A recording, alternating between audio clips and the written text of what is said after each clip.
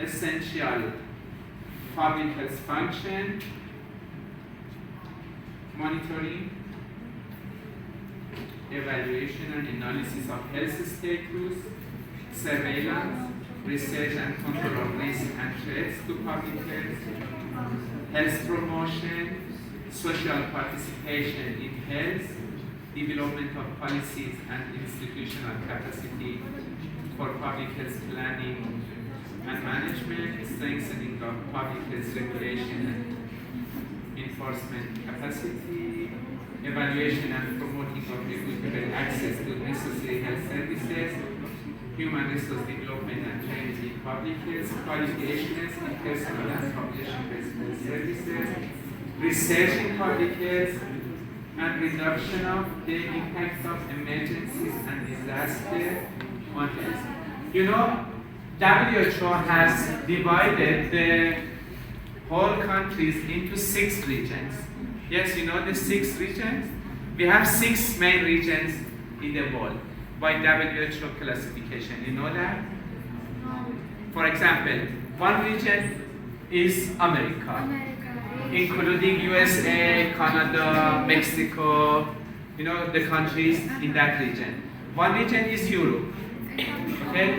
European countries. Which region we are in? Emro. By WHO, it is called East Mediterranean region. And the headquarters of the WHO in East Mediterranean region is in Cairo. It was previously, on Alexandria, and like 10 years, 15 years ago, they changed it to Cairo. So it starts from Morocco, comes to until Pakistan, okay? Pakistan and Afghanistan and Iran countries, south of Persian Gulf, and then to Cairo and Morocco. I think it is about 26 countries in these regions are in East Mediterranean region. And we have West Pacific region. So this is how many regions so far? 4. And we have 2 more. One of them is Pabo. Did you search Pabo?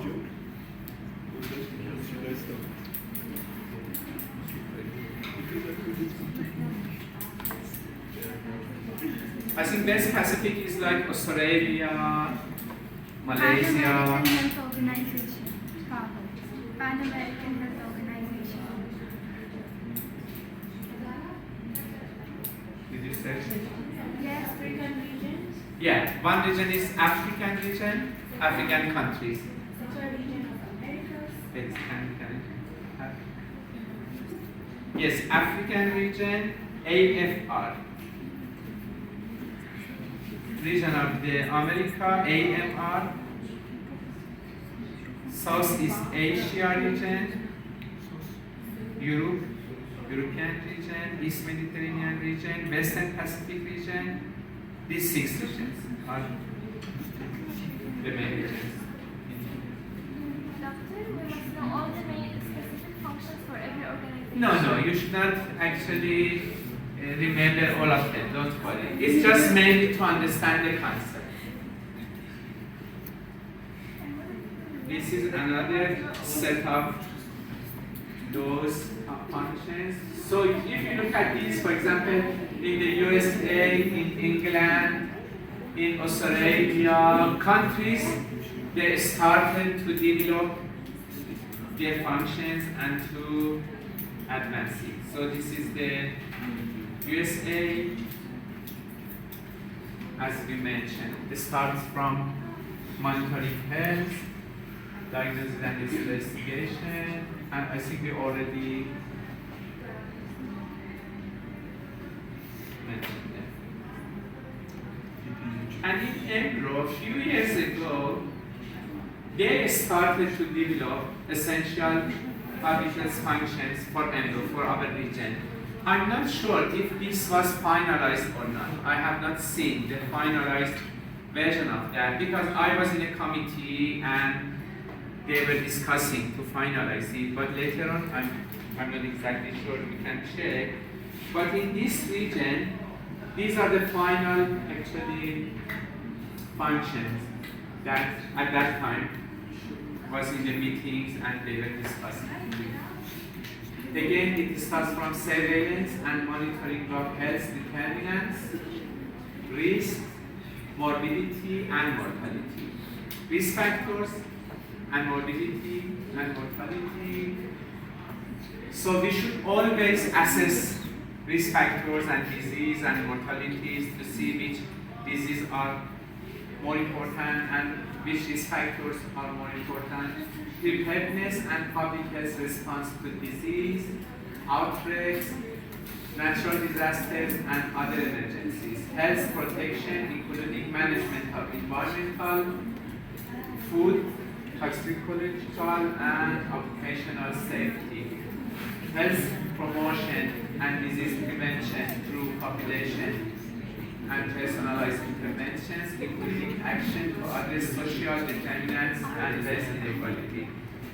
Economic and social and cultural factors that are so important to health.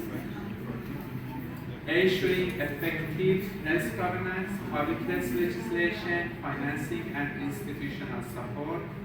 Ensuring a sufficient and competent workforce for effective public health delivery, communication and social mobilization for health.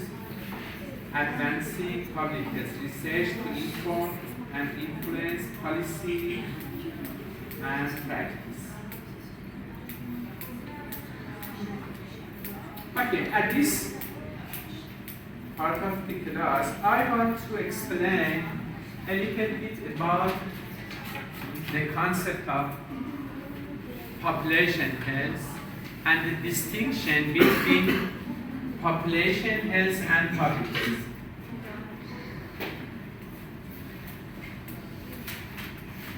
Can you have any idea about the difference between these two? What are the difference between population health and public health?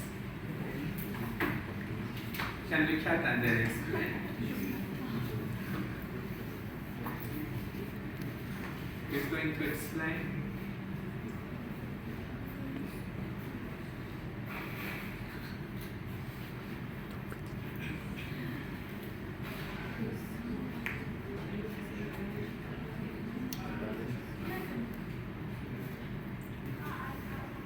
Please. Population health is affected by all the aspects of the society, Yes. like the social and cultural and all the environmental factors. But when you compare public health, it's more affected like it's community-based. Yes, It yes. varies from one community to the other. You know, when we talk about public health, is the main responsibility and the main role of health system. Okay, essential function of health system. But when we talk about the population health is affected by many factors, including economic status, including social factors, including cultural factors, including, for example, roads, including income, including environment. Okay, so many systems together are responsible for the health of population, including education system. Yes, so the main cause of, for example, the problems sometimes are beyond health system. Okay, for example, if you reduce poverty and if you improve, for example, economic status of the family and the community, health will be improved. Okay? Sometimes it's the main role of other systems to do their role to improve population health. But health system always has got important role. Even when it's not the main responsibility of health system still has important role. for example, to do research, to do training, to do awareness, to do leadership, okay? So it might not be, for example, suppose food. When it starts from the farm until people consume it, health system has responsibility. For example, when the farmer do agriculture, health system should somehow should monitor. For example, they don't use, for example, extra toxic, for example. Pesticides. Pardon? Pesticides. Yes, pesticide, for example. So they should monitor pesticide. They should not be harmful for the people, and they should not overuse. For example, you know, if farmers use more of some of the material we put on the farm Fertilizer. to Pesticides. increase sort of the Fertilizer. fertilizers, for example. Yes, if you put more fertilizers, for example, I remember in a meeting, they said if we put more fertilizer, the onion will be like bigger and bigger. If you don't put it, it will be small. So they put more fertilizer on onion or potato, on any other. So health system still, so that's the main responsibility of the agriculture system. But health system still has responsibility.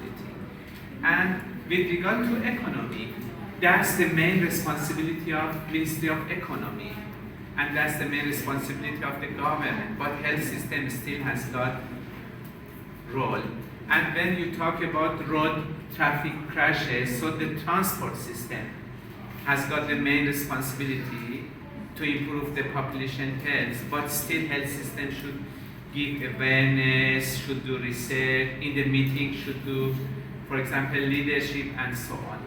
And anywhere, for example, any system, education system in primary school, in secondary school, in the university, still health system should come and should help. But when we talk about population health, that's the responsibility of many systems, including health systems. But health system has got roles, you know, with regard to all other systems as well. But when we talk about public health and public health program, then we talk more about health system, okay? So when we talk about essential public health functions, we talk more about public health. So here we should monitor disease, we should monitor risk factors, we should, for example, do vaccination, we should do prevention of disease, and we should do, for example, screening, okay? We should, for example, manage the epidemics and so on. So these are the main functions of public health system. And public health system is part of the health system. So we have public health system, I think that's the next slide. Here, we have public health system, we have health system, then we have all other systems. Public health, health, population health, okay? Other systems should also contribute to population health.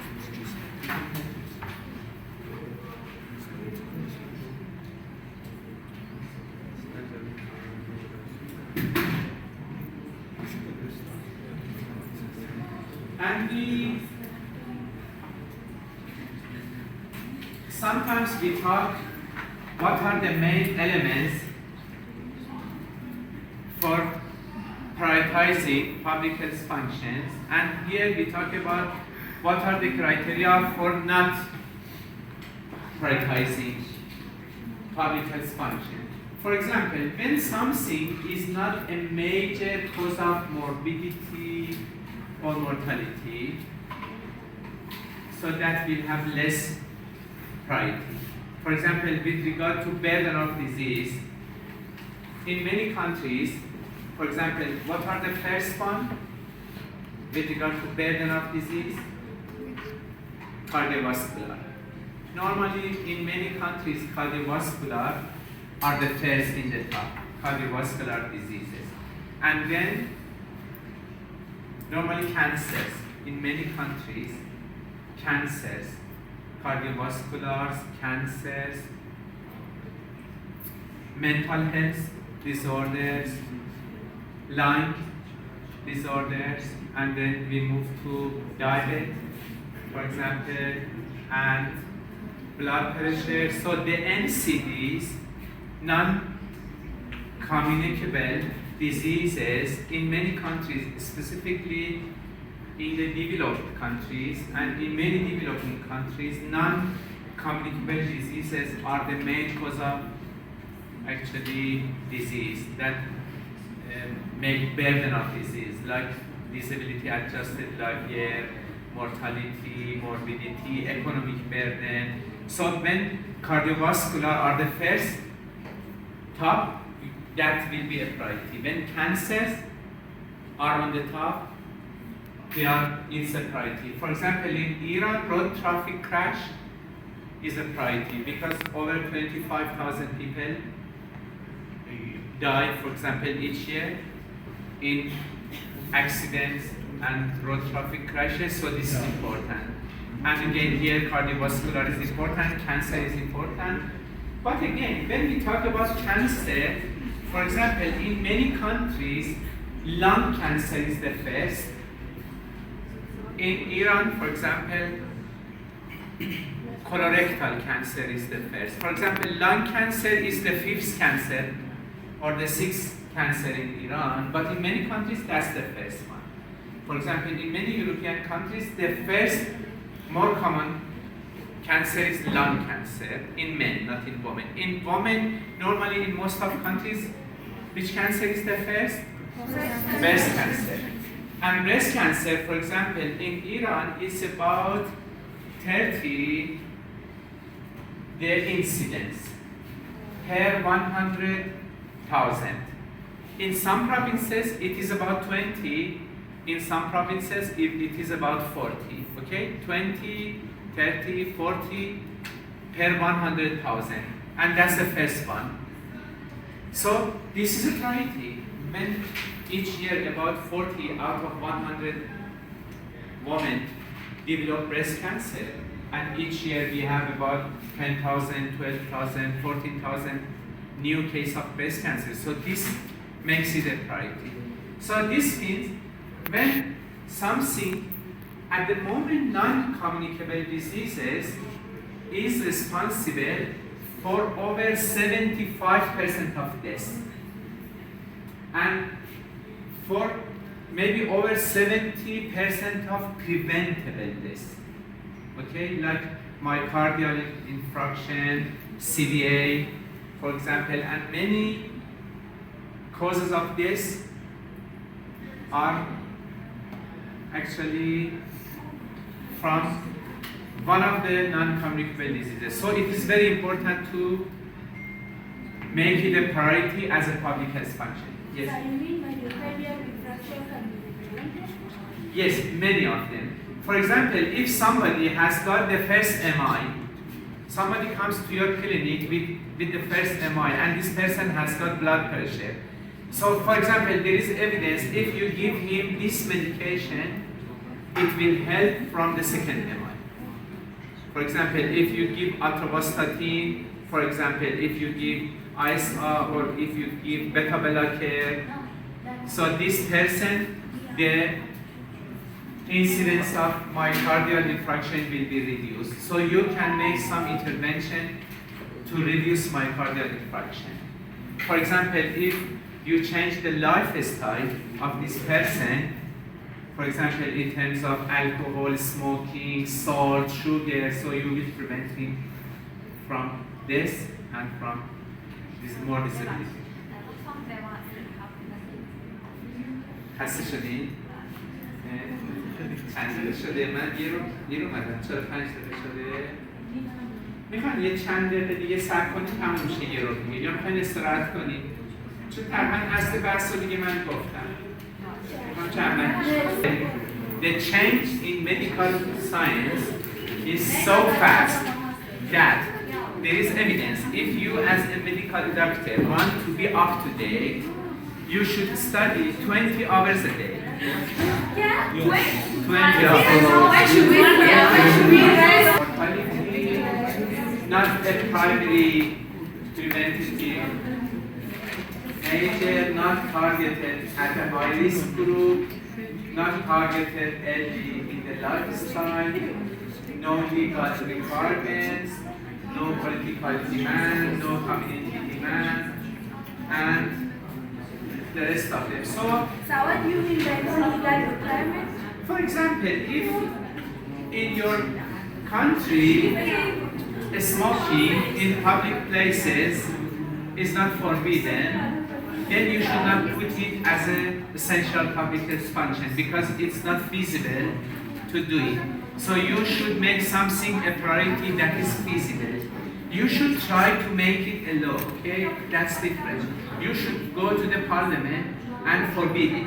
But when it's not forbidden and you have done a lot of effort, but you have not been successful, then you don't put it as essential public health function in your country. Because you say, I make it essential, but people don't take it. Okay, because it's not feasible. So these just help you to put some of them as essential and to remove some of them out of that. I think I passed maybe this slide. It's not important for our final exams. I don't have a pointer.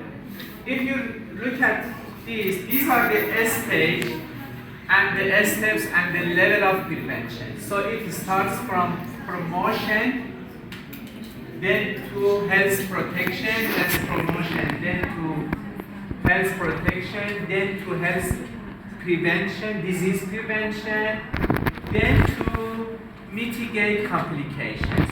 So more about rehabilitation and so on. For example, if somebody, you should try people, for example, to be more healthy, and after that not to get diabetes. And if they got diabetes, try to prevent, for example, complication. And if they have some complication like diabetic foot or problem with eye or kidney, try to mitigate the consequences of, for example, that complication. And this is another classification that makes a matrix.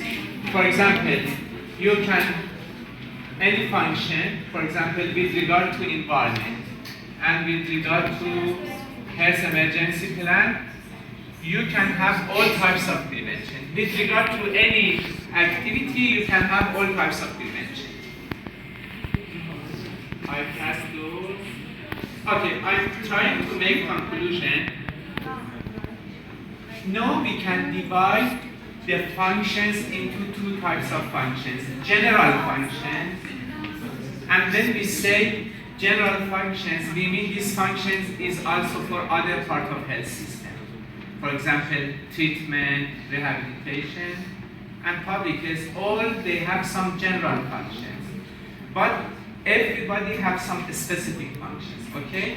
For example, these are some general functions for any part of health system.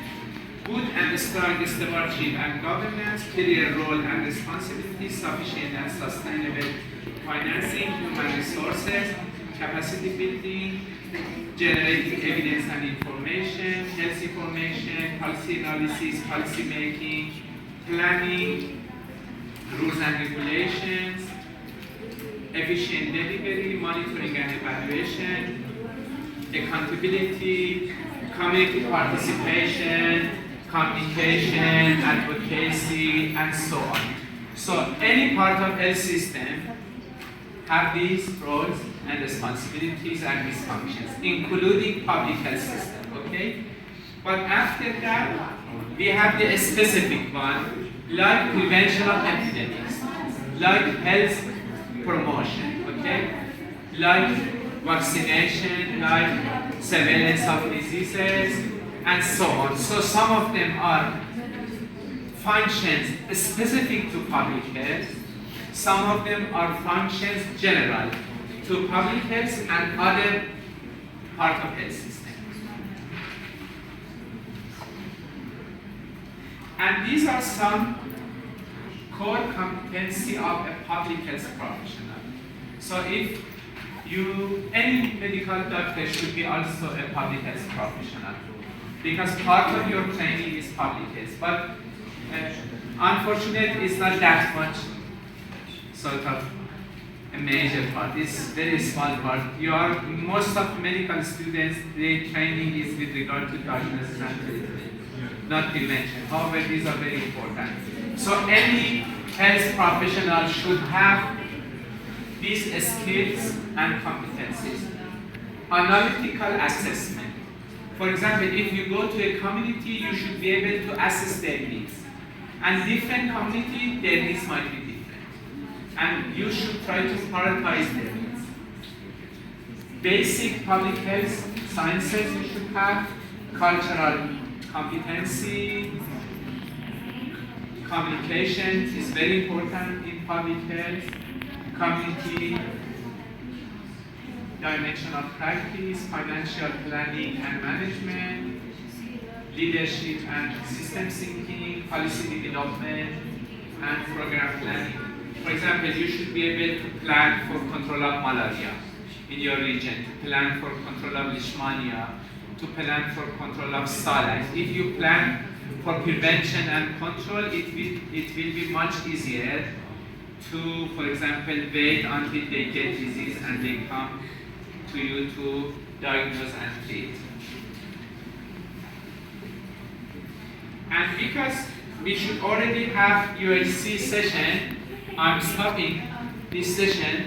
At this part, we should talk a little bit about the relation between essential public health functions and UHC and SDG, Sustainable Development Goals. If we have this opportunity, we will discuss this later a little bit. So just to summarize, as a primary health care doctor and as a primary health care system, you have different roles and responsibilities. One of them is the population-based intervention. Second one is the individual intervention but prevention, and the third one is the individual intervention but diagnosis and treatment, okay? So you have 3 jobs when you work in primary health care. When you work in primary health care, you are responsible for some population intervention, like environmental improvement, okay? Like training of people, education of people, like, for example, intervention that you do for everybody, healthy or not healthy. So these are population-based intervention. So anybody in his region or her region, when you are responsible for the health of people in a region, you should also be responsible for population intervention with regard to that community. For example, if there are leishmaniasis, you should try to find the root of that and try to prevent. For example, you should go to for example, with regard to malaria, perhaps you need to do IRS, indoor residual spraying, okay? So you are responsible for that. You know that if you do, as a, for example, health professional in health system in your area, perhaps you need to do indoor residual spraying to prevent, for example, incidence of malaria. So this is population intervention for everybody, all the population. Then individual intervention, that is prevention. For example, screening of breast cancer. So if a woman with the age of 50 comes to your clinic, she has no sign and no symptom and no problem, but perhaps she should do mammography, okay? Or, for example, a man with age of 65 comes to your clinic, he should do colonoscopy. He has no sign, no symptom of GI, for example, problem. But this is prevention for individual, targeted to individual, healthy but perhaps high risk or moderate risk. So you should identify people in moderate risk or in high risk, and they should do some of the interventions. For example, a lady with this age should do papacy. A child with this age should do this vaccination. A child with this age should do this test, for example. A man with this age should do this, for example, test. So these are individual health care, but for prevention. And some people, they get disease and they come to your clinic and they have sign and symptom, and you should diagnose and you should treat.